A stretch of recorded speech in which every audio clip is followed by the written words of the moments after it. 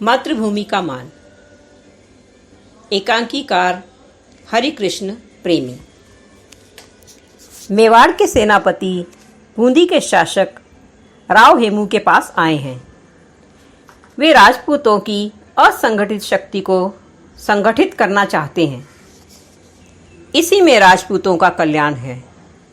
वे बूंदी के छोटे छोटे राज्यों को मेवाड़ के अधीन करना चाहते हैं, परंतु बूंदी के शासक राव हेमू इसके पक्ष में नहीं हैं। उनका कहना है कि प्रत्येक राजपूत को अपने बल पर गर्व है। बूंदी स्वतंत्र रहकर ही महाराणाओं का सम्मान कर सकता है। अधीन रहकर वह किसी राज्य की सेवा करना पसंद नहीं करेगा, अर्थात उसे किसी की दासता स्वीकार नहीं है। मेवाड़ के शासक महाराणा लाखा को नीमरा के मैदान में बूंदी के राव हेमू से पराजय का मुख देखना पड़ा। पराजय के अपमान से महाराणा लाखा को इतना दुख हुआ कि वे अपना मुंह दिखाने में भी लज्जा का अनुभव करने लगे थे।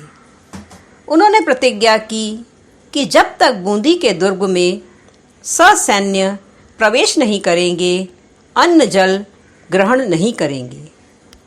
वे इस सत्य से भी परिचित थे कि बूंदी के सैनिक बड़े पराक्रमी व वीर हैं। वे अपनी मातृभूमि के लिए अपने प्राण न्यौछावर करने में भी संकोच नहीं करते हैं। जब चारनी को यह बात पता चलती है तो वह इसका एक उपाय बताती है। वह यह राय देती है कि मेवाड़ में ही बूंदी का एक नकली दुर्ग बनाया जाए, महाराणा उसका विध्वंस कर दे तो उनकी प्रतिज्ञा पूर्ण हो जाएगी। चारनी के सुझावानुसार नकली दुर्ग बनाया गया।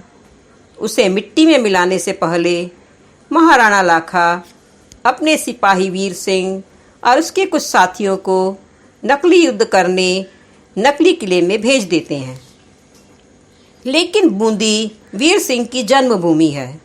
इस कारण बूंदी का नकली दुर्ग देखकर उसके हृदय में मातृभूमि के प्रति सम्मान की भावना उत्पन्न होती है।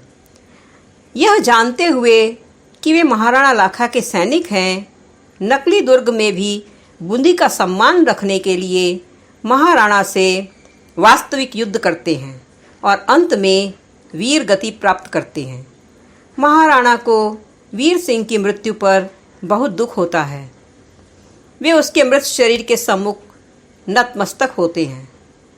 दुर्ग पर मेवाड़ का झंडा फहराया जाता है, परंतु महाराणा लाखा कहते हैं कि वे जीत कर भी हार गए।